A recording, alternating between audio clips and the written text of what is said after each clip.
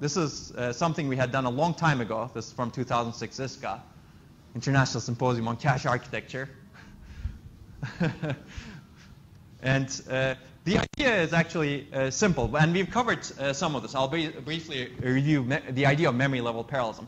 The idea is that not all cache blocks are of the same cost.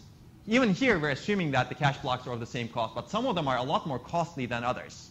And there may be many reasons for this. One is the cache block may take a much longer time to access, right?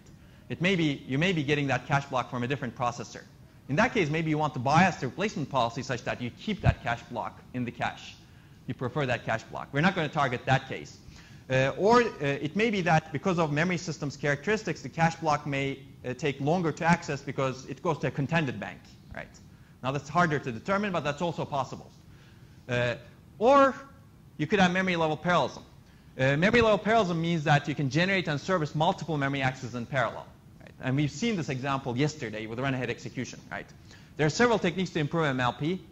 Out-of-order execution is one. You get a load instruction that misses in the cache, and you execute another independent load that misses in the cache. Now you can parallelize those accesses. With run-ahead execution, again, you have the illusion of a large window. Whenever you get a cache miss, you try to find independent cache misses and parallelize them. But these techniques lead to different kinds of misses. Some misses are isolated this way. Whenever they occur, the processor stalls. And some misses are more parallel, meaning that their latencies are overlapped. Now, if you look at this, if you get rid of this miss, you definitely improve performance. Whereas if you get rid of this miss B, you don't improve performance because there's another miss whose latency is overlapped with it. So that latency will become exposed. Which means that this miss is much more costly in a processor that employs some of these techniques than these two misses together. Which means that if you keep this block in the cache and get rid of these two blocks, that may be a much better choice for you to make. And that's the key idea here. That way you can more efficiently utilize your cache because you're more aware of the cost of a cache block. So how does this affect cache replacement is the key question. Traditional cache replacement policies try to reduce miscount. The implicit assumption is that reducing miscount reduces memory-related stall time. So we're going to challenge that assumption with this work. Misses have varying costs and MLP. Well, cost and MLP are the same in this case, but you can think of cost in a more general sense. How long it takes to, how much stall does this miss cost to the processor? You can think of it that way. This breaks this assumption. As a result, eliminating an isolated miss helps performance more than eliminating a parallel miss. And eliminating a higher latency miss could also help performance than eliminating a lower latency miss. Let's take a look at an example. I don't know if the colors would work here. These are supposed to be pink. Interesting. And these are supposed to be the same way they are. So in this case, I'm showing you a loop here. Imagine this is the state of the execution of the program. These are parallel misses. The program sees misses to P4, P3, P2, P1. These are cache blocks, and they can be parallel. And the program later references P1, P2, P3, P4, again in parallel. And then these are misses that are serialized. Maybe they have dependencies on each other, or maybe because they're too far apart from each other for techniques to parallelize them. S1, S2, and S3. They're isolated. We're going to cover two replacement algorithms. One is Bell-Dees optimal, and you're probably familiar with the Bell-Dees optimal algorithm. The idea is you replace the block that's going to be referenced furthest into the future. And this was in a Bell-Dees seminal paper. I guess it's called the page replacement policies for a virtual storage computer, right? This was designed for virtual memory management. And I think it's 1962 from IBM Systems Journal. Of course, it's not an implementable policy, but that's a nice paper that talks about a lot of different policies at the time they considered for main memory. And it's the same thing. Main memory is a cache for disk, right? They consider the same problem. Basically, this minimizes miscount, right? If you can ideally figure out what's going to be referenced the latest into the future, you can evict that. That's nice, right? And we're going to look at another policy, hypothetical, that reduces isolated misses. We're going to get rid of these isolated misses somehow. We'll call this MLP aware. And we're going to assume a cache, fully associated cache containing only 4 blocks. So we can only store 4 blocks. Now let's take a look at how fewest misses does not lead to best performance. We're going to assume steady state. In the steady state, Beldy's optimal replacement keeps these in the cache. And I'm going to assume that. You can imagine that, because this is going to lead to the minimal miscount. In the steady state, P1, P2, P3, P4 are all hits over here. And Beldy's optimal replacement, what it will do when it sees S1 is it's going to get rid of P1. And this is the state of the cache at this point. It's going to get rid of P1 from the cache, because P1 is the one that's going to be referenced furthest into the future, right? Now S1 is in the cache, right? You get a miss here. And when it sees S2, it's going to get rid of S1, because that's the one that's going to be referenced furthest into the future. And when it sees S3, it's going to get rid of S2, because that's going to be referenced furthest into the future. So you get 3 isolated misses here and lots of hits here. And when you get here, you get 3 of these as hits, but P1 is not in the cache. We're assuming we're inserting everything into the cache. And this is what you will get. These are red, and they're stall that's written on them.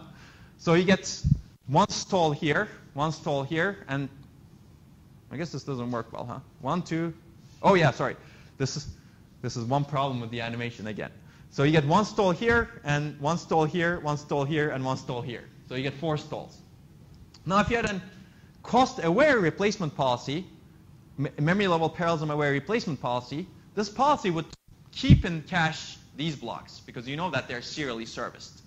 Basically, these blocks will be in cache at this point in time, so you'll get hits in S1, S2, and S3. And when you get to here, you'll get 3 misses, except for P4, but they will be serviced in parallel. And you'll get 3 misses over here also for, again, P2, P3, P4, because we're trying to keep S1, S2, and S3 in the cache. Right? In the end, the execution time would look like this. Here you get 3 misses, but they're serviced in parallel. Here you get 3 other misses, they're serviced in parallel. And here you get no misses. As a result, you save a bunch of cycles. Right? Even though we've increased the number of misses, right? So you minimize the number of misses with Beldy's optimal replacement. We are increasing them by 50%, but we're reducing stalls by 2x. So that's the, yeah. Because, for example, you say that, okay, I'm going to save S1, S2, S3 in the cache, and this means that I'm going to change only one slot with P4, P1, P2, P3. Doesn't this need a serial operation of the system? Because instead of, yeah, you expect a parallel execution. However, somehow this will be serialized. Isn't this the case? So expect a parallel. You want parallel misses here. You expect parallel misses here, but you're saying these will be serialized. Well, the assumption is that you figure out that these will be serviced in parallel, because they don't have any dependencies on each other. Previously, you've seen that these are serviced in parallel. That's the assumption. So they use the same memory, they use the same memory locations. Not necessarily. They can be to different cache blocks, but they so happen. It may so happen that you're doing 3 loads, right? Load, load, and one load is to P4, P3, P2, and then load P1. And these are all independent, and they're very close to each other, and you get lots of misses when you execute them. They'll be executed in parallel. Whereas those loads, if you look at them, load S1, you load them into a register, and then you use that register to calculate the address of load S2. And then you load this into a register also, and then you use that to calculate the address of S3. As a result, these have to be serial. Yes, but this is the same thing. It is, while you are using only one memory, I suppose I missed something very important, because it seems that you are going to use the same memory location for P1, P2, P3. No, that's the same memory location. They're different cache blocks. So you can use this for, but they're not dependent on each other. Yes. So they're going to go to different registers, and you're going to use them somehow, but you can actually execute them in parallel. But you don't bring them to the cache. I mean, in the sense you're always keeping S1, S2, S3. You're not bringing these P1, P2, P3 things into your cache. You're not replacing S1, S2. That's right, exactly. That's right. That's the key idea. But you're still getting the data. You're putting them into the buffer somewhere, and most processors have some buffer where they can buffer the cache line, but they don't have to put the block into the cache. But then at some point you need to know when you can get rid of S1, S2, S3. I mean, in this case you're going in a That's right. So this is just a motivating example. Yeah, this is to motivate that you can actually do better than Beldy's optimal. Well, I'm going to give you a mechanism as to how you can achieve this. Okay. So basically, the motivation is that memory level parallelism varies, and some misses are more costly than others.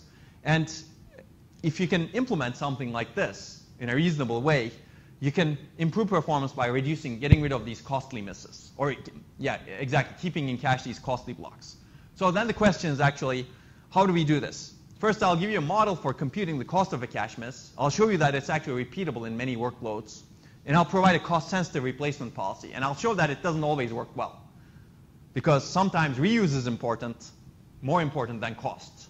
Because there's again, a trade-off there, right? You don't want to keep only the costly blocks. A block may be very, very costly, but it may not be reused. So you want to get the best of a good policy.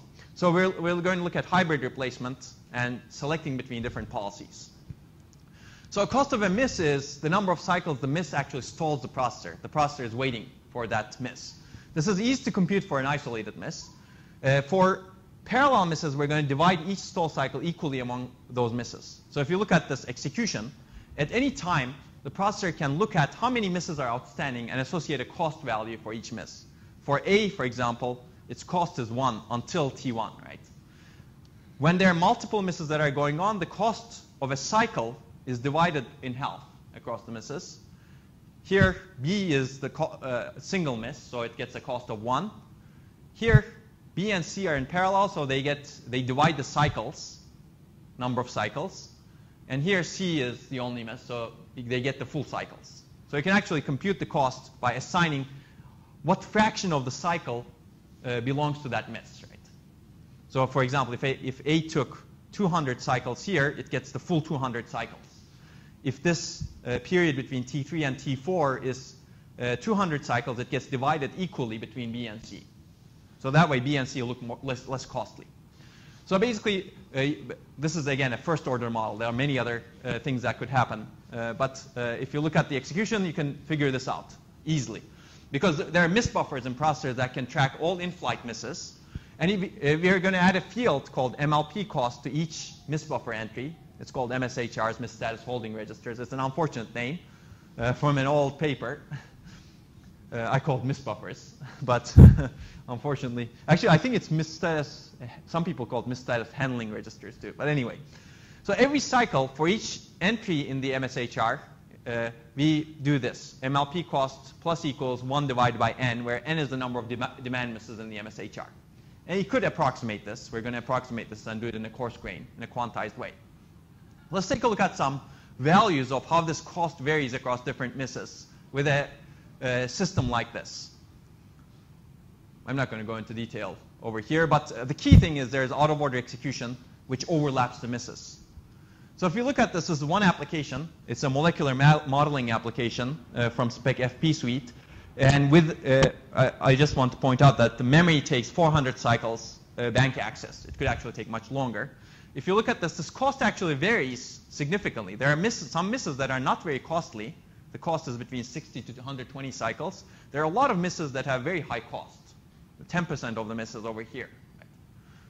And you can see different variations in different applications. Here, for example, there are some misses that are very cheap, and there are some other misses that are very costly. And there's a lot of misses in between. Here, there are a lot of misses that are very costly. So cost varies. The key question is, does it actually repeat for a given cache block? Because if it doesn't repeat, if it's not the same, then we cannot take advantage of MLP-aware cache replacement, right? Because we cannot predict anything. So we're going to have a simple model for repeatability. Basically, an isolated miss can be parallel miss next time, and we don't want that to happen. Well, if that happens, we cannot predict. The key question is, can current cost be used to estimate future cost? So we're going to define this value. I guess it's gamma. I always confuse my Greek letters. It's a shame, I guess, but this is the difference in cost for successive miss to a block. You have a small gamma, the cost repeats. You have large gamma, cost varies significantly. Delta, thank you. I never claimed to be a theoretician, so that's that saves me, I guess, with the Greek letters. Delta, thank you. So if you have a small delta, the cost repeats. And this is, again, cost between the successive instances to a same cache block. You could imagine extending this to multiple successive instances. We're not going to do that for this work. Successive miss to a block. If you look at this, this is the repeatability of cost, how delta is distributed for an application. So for many applications, delta is less than 60, which means that the cost of a miss doesn't change significantly for successive misses to the same cache block. So this is good news. But there's also some bad applications like this, where delta is much greater than 120. Well, it's greater than 120, but it's also much greater than 120 if you look at these applications in detail. So we can predict that we're not going to do well on these applications already. So in general, delta is small. That's the good news. You get repeatable cost. When delta is large, we'll get a performance loss. So let's take a look at the framework that we have. Basically, in the miss status holding registers, we'll have this cost calculation logic. And we'll quantize the cost. We'll compute this MLP-based cost, and we'll quantize it to a 3-bit value. And that actually improves accuracy a little bit. And we're going to feed that cost to the cost-aware replacement engine over here. And we're going to implement a replacement algorithm that's MLP-aware. So if you look at LRU policy, it determines the victim purely based on the recency of use. And the minimum, when I is the number of blocks in a set, you pick the victim as the set, the way that has the least recency of use. So we're going to modify this by having a linear function that considers both recency and cost. So basically, we're going to have a linear victim policy that picks the block that has the minimum value this way. Recency, I plus S times cost of I. And cost, remember, we quantized it to 8 values. And recency depends on where you are in the LRU stack. This is an ordered list, right, in the LRU stack. And S, we're going to vary. S is basically how important cost is compared to recency. Does that make sense? So S basically provides a significant of cost. Recency I is position is the LRU stack, and cost I is the quantized cost that we have. So let's take a look at the results of performance with this policy. This is percentage IPC, performance improvement over the baseline, which is purely LRU. And these are different applications that I've shown you. And this is what happens with the linear policy when you change S, importance of the cost. So for some applications, as you increase the importance of the cost, performance improvement increases. Because these are applications where cost is repeatable. If you look at this, cost is very highly repeatable here. For other applications, as you increase S, performance degrades significantly. As you increase S, basically you're favoring cost over recency, right? And these are the applications, parser and mgrid. If we look back here, yeah, these are the applications that I've circled here that have large variance in cost of the same cache miss. So we can actually improve performance. That's the good news. But the bad news is we don't want to get rid of these performance losses. Then how do we do that?